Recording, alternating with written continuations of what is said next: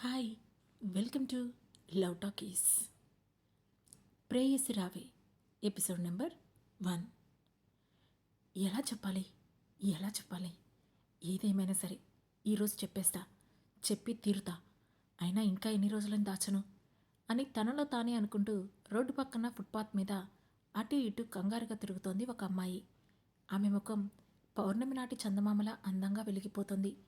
దాదాపు 22 ప్రాయపు తొలినాళ్లలో ఆమెలో చిందులు తొక్కుతుంటే అరక్షణానికి ఒకసారి ఫుట్పాత్కి కొంత దూరాన ఉన్న ఒక సాఫ్ట్వేర్ ఆఫీస్ వైపు చూస్తోంది.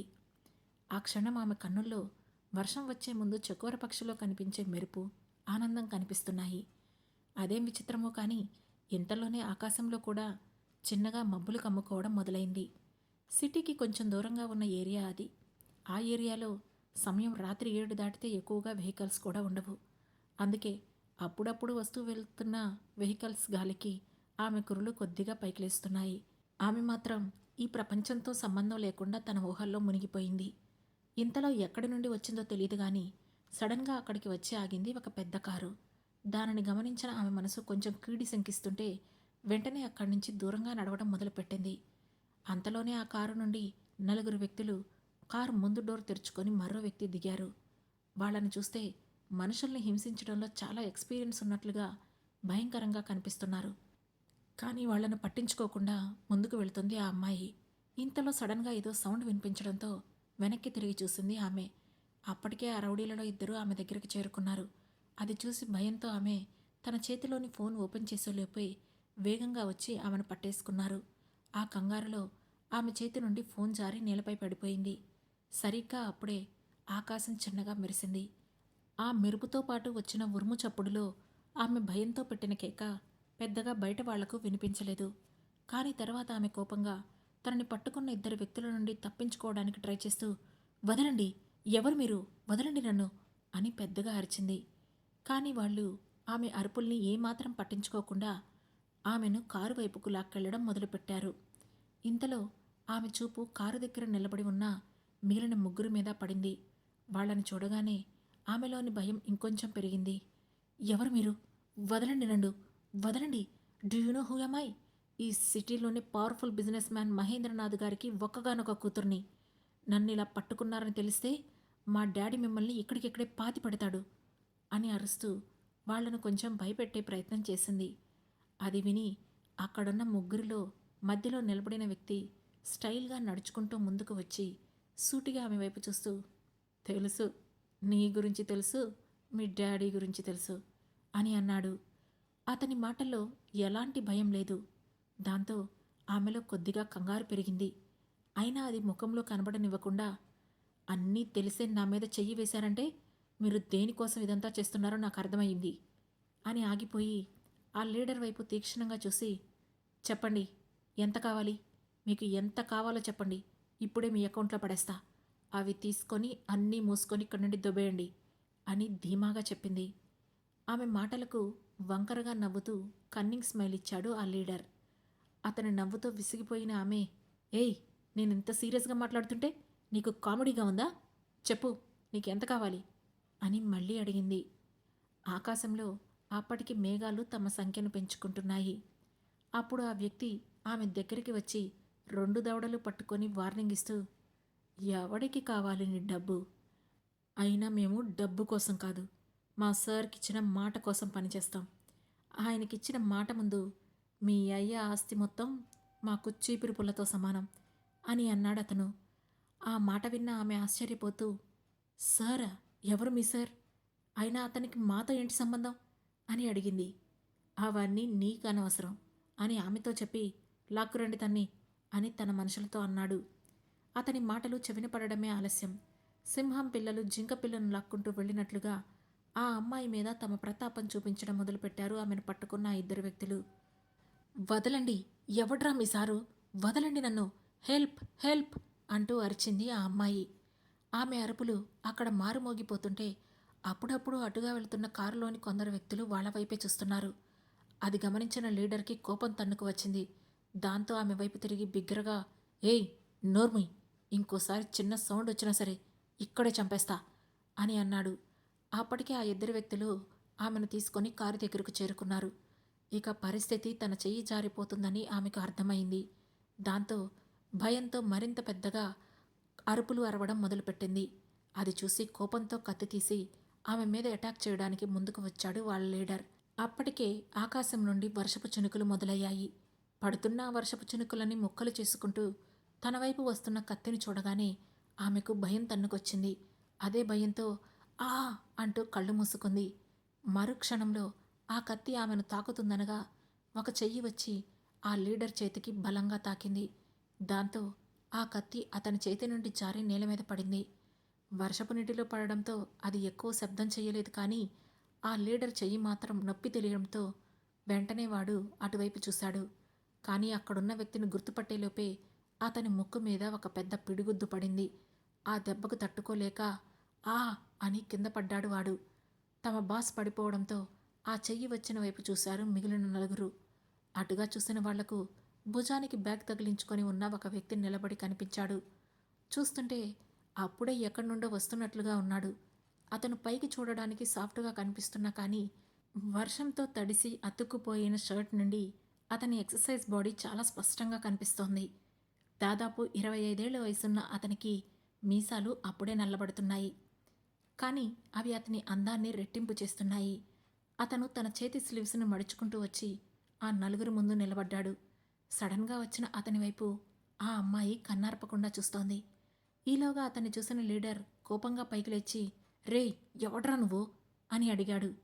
నేనెవరైతే నీకెందుకన్నా, ముందామెను వదిలిపెట్టండి అని బేస్ వాయిస్లో అన్నాడతను. ఆ మాటకు లీడర్ చిన్నగా నవ్వి, రేయ్ చిన్నా, ఇది నీ ఆఫీస్ గొడవ కాదు.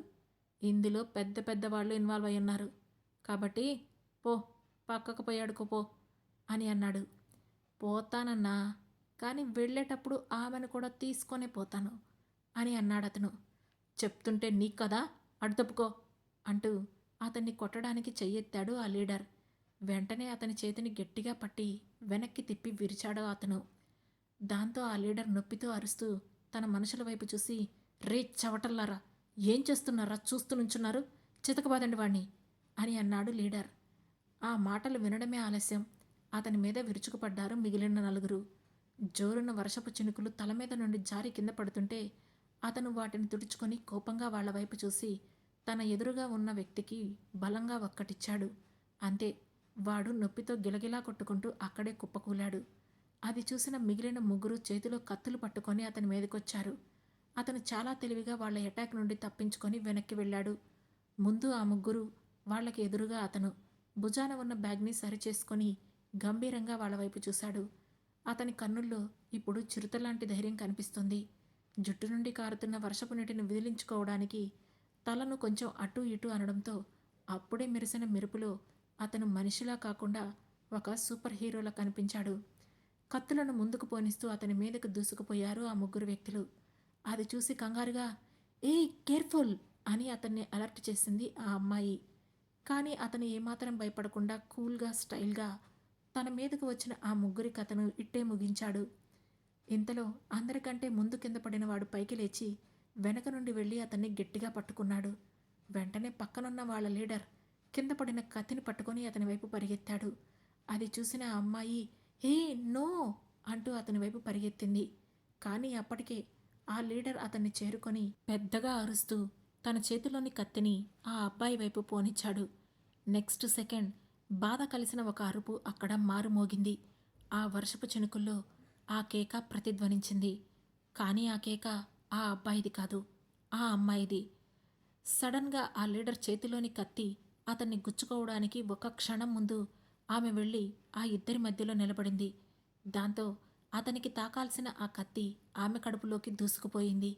వెంటనే ఆమె కడుపు నుండి రక్తం బయటకు చిమ్మింది. దాంతో ఒక పైశాచిక నవ్వు నవ్వుతూ, నిన్నిక్కడి నుంచి తీసుకెళ్దామనుకున్నా, కానీ నీ బాడీని తీసుకెళ్తాను అంటూ అతను మరోసారి కత్తిని ఆమె ఒంట్లో దింపాడు.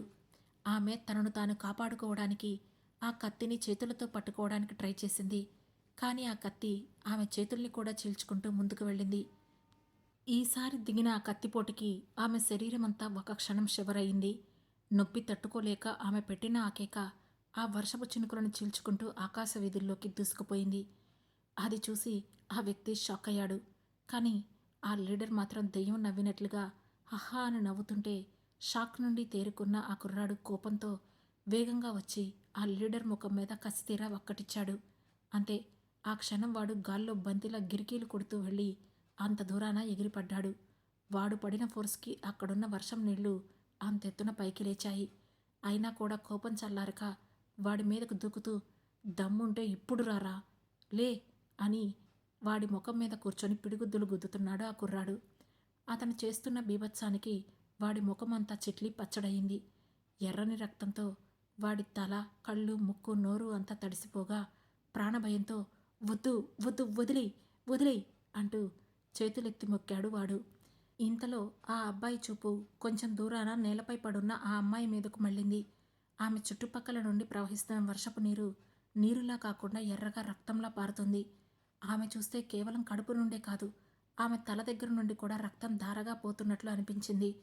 కంగారుగా వెంటనే ఆ లీడర్ మీద నుండి లేచి పిడికిలు బిగించి తన బలాన్నంతా పిడికిల్లోకి తెచ్చుకొని కోపంగా, ఇంకొక్కసారి ఏ అమ్మాయి మీదైనా నీ చూపు పడిందో చంపేస్తా అంటూ వాడికి మరోటి వడ్డించాడు. అంతే, వాడు ఇక లేచి మాట్లాడలేక ఆ అంటూ పెద్దగా శ్వాస తీసుకుంటూ కళ్ళు మూసుకున్నాడు. ఇక ఒక క్షణం కూడా ఆలస్యం చేయకుండా అక్కడి నుండి ఆ అమ్మాయి దగ్గరికి వచ్చి ఆమెను తన చేతుల్లోకి తీసుకున్నాడు ఆ అబ్బాయి. అప్పటికే ఆమె కళ్ళు సగం వరకు మూతలు పడి ఉన్నాయి. బహుశా ఆమె పడిన చోట ఏదో రాయి ఉన్నట్లుంది. దానివల్ల తలకు దెబ్బ తగిలి ఆమె తల నుండి కూడా రక్తం కారుతోంది. మరోవైపు నేత్ర హాస్పిటల్లో ఏంటో ఈ వర్షం ఈ రాత్రంతా ఆగేలా కనిపించటం లేదు అనుకుంటూ పేషెంట్ గది నుండి బయటికి వచ్చింది నర్స్ జియా. అప్పుడే ఒక్కసారిగా ఆమె చెవుల్లోకి నర్స్ అనే పిలుపు దూసుకుపోయింది. అది పిలుపు అనడం కంటే అరుపు అనడం బెటర్. ఆ అరుపుతో ఉలిక్కిపడి అటువైపు చూసింది నర్స్ జియా. అప్పుడే ఆగిన అంబులెన్స్లో నుండి రక్తపు మరకలతో దిగిన ఒక కుర్రాడు కనిపించాడు. అతని ముఖంలో కంగారు కనిపిస్తోంది. దాంతో నైట్ డ్యూటీలో ఉన్న కాంపౌండర్స్ను పెద్దగా పిలుస్తూ వేగంగా అటువైపు పరిగెత్తింది జియా. 2 నిమిషాల్లోనే స్ట్రెచర్ రావడంతో అంబులెన్స్లో నుండి దెబ్బలు తగిలిన ఆ అమ్మాయిని స్ట్రెచర్ పైకి చేర్చారు. సగం మూతపడిన కళ్ళ మధ్య నుండి ఆ అమ్మాయి ఎదురుగా ఉన్న ఆ కుర్రాడినే చూస్తుంది. అతను కూడా బాధగా ఆమె వైపే చూస్తున్నాడు. క్షణాల్లో ఆమెను ఎమర్జెన్సీ వార్డుకు షిఫ్ట్ చేశారు. ఆ కుర్రాడు కూడా వాళ్ళ వెనకే వెళుతూ ఉండడంతో మీరిక్కడే ఉండండి అని చెప్పి ఆ అమ్మాయిని లోపలికి తీసుకెళ్ళింది జియా. బయట ఉన్న అతని గుండె వేగంగా కొట్టుకుంటోంది. హోరున వర్షం కురుస్తోంది. ఉరుములు మెరుపులతో వాతావరణం చాలా భయంకరంగా మారింది. అతని షర్టు పైన ఏర్పడిన ఎర్రని రక్తపు మరకలు కొన్ని క్షణాల క్రితం జరిగిన ప్రతి సంఘటనను గుర్తు చేస్తున్నాయి. 4 గంటల క్రితం అతను ఎక్కడున్నాడు, ఇప్పుడు అతను ఎక్కడున్నాడు? అతను సాయం చేయాలనుకున్నాడు, కానీ దానివల్ల ఇప్పుడు ఒక అమ్మాయి ప్రాణాలకు ముప్పొచ్చింది. అదంతా గుర్తు చేసుకుంటూ తన భుజాన ఉన్న బ్యాగును తీసి పక్కనే ఉన్న కుర్చీలో పెట్టి తలను వెనక్కి వాల్చాడు అతను. హాస్పిటల్లో హడావుడి మొదలైంది. పెద్ద డాక్టర్స్ ఇద్దరూ ఆ అమ్మాయి గదిలోకి వెళ్లారు. నర్సులు హడావుడిగా ఒక గది నుండి ఇంకో గదిలోకి పరుగులు తీస్తున్నారు. అక్కడే కూర్చొని అదంతా చూస్తున్నాడు ఆ అబ్బాయి. లోపల నుండి మిషన్ సౌండ్స్, అలాగే డాక్టర్స్ మాటలు కూడా అంతంత మాత్రంగా వినిపిస్తున్నాయి. ఇంతలో అతని బ్యాగు కొద్దిగా కదులుతున్నట్లుగా అనిపించింది. మొబైల్ వైబ్రేట్ అవుతుందని గమనించి వెంటనే బ్యాగ్ ఓపెన్ చేసి ఫోన్ తీసుకొని వస్తున్న కాల్ని లిఫ్ట్ చేసి హా చెప్పండి అంకుల్ అని అన్నాడు అతను. అటువైపు నుండి ఒక 50 సంవత్సరాల వ్యక్తి గొంతు వినిపించింది. బాబు, ఎలా ఉన్నావు అని. బాగున్నాను, చెప్పండి అంటూ సీదా విషయానికి వచ్చాడతను. అదే రేపు 8వ తారీఖు అని అతను అనడమే ఆలస్యం. అతన్ని మధ్యలోనే ఆపేస్తూ హా గుర్తుంది అంకుల్, నైట్ లోపు పని అయిపోతుంది, మీరు టెన్షన్ పడకండి అని చెప్పాడు. ఇంతసేపు అతని మనసంతా బాధతో ఆందోళనగా నిండినట్లుగా అనిపించింది. కానీ ఇప్పుడు మాత్రం అతని గొంతులో కోపం, ఒక వంతు ఆవేశం కనిపిస్తుంది. అతని గొంతులో వచ్చిన మార్పుని అర్థం చేసుకున్న అవతలి వ్యక్తి కొంచెం అతన్ని సముదాయిస్తున్నట్లుగా, అది నాకు తెలుసు బాబు, మీ మీద నమ్మకం ఉంది, కానీ గుర్తు చేయడం నా బాధ్యత, అంతే, తప్పుగా అనుకోకండి, ఉంటాను అని అన్నాడతను. నాకు అర్థమైంది uncle, I can understand, you don't worry అని చెప్పి కాల్ కట్ చేశాడు అబ్బాయి. అప్పుడు తన ఫోన్ స్క్రీన్పై సెట్ అయి ఉన్న ఫ్యామిలీ ఫోటోపై అతని దృష్టి నిలిచిపోయింది. ఒక క్షణం అతని కళ్ళలో బాధ కనిపించింది. కానీ మరుక్షణం అతని కళ్ళు కోపంతో ఎర్రబడుతుండగా, నిన్ను వదిలిపెట్టను, గుర్తుపెట్టుకో అని కోపంగా అనుకున్నాడు. ఇంతలో గదిలో నుండి బయటికి వచ్చింది నర్స్ జియా. వస్తూనే హలో మిస్టర్ అని పిలవడంతో అతను ఆలోచనల నుండి బయటికి వస్తూ హా చెప్పండి మేడం అని అన్నాడతను. చేతిలోని ప్యాడ్ పైన పెన్ను పెడుతూ మీ పేరు అని అడిగింది జియా. జై అని సమాధానం ఇచ్చాడతను.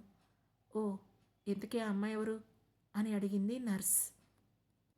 నా భార్య టక్కున చెప్పాడతను. ఇంతకు ఎవరు ఈ జై? ఆమె నిజంగానే అతని భార్యనా? అదే నిజమైతే వాళ్ళిద్దరి మధ్య ఏం జరిగి ఉంటుంది? తెలుసుకోవాలనుకుంటే వెంటనే మన లవ్ టాకీస్ ఛానల్ను సబ్స్క్రైబ్ చేసుకొని ప్రేయసిరావే సిరీస్లో నెక్స్ట్ రాబోయే ఎపిసోడ్ను మిస్ అవ్వకుండా వినండి. మా ఈ కథలు మీకు నచ్చినట్లయితే లైక్ చేసి షేర్ చేసి కామెంట్ చేసి హై పాయింట్స్ కూడా ఇచ్చి మమ్మల్ని సపోర్ట్ చేయండి. Thank you. Thanks for watching.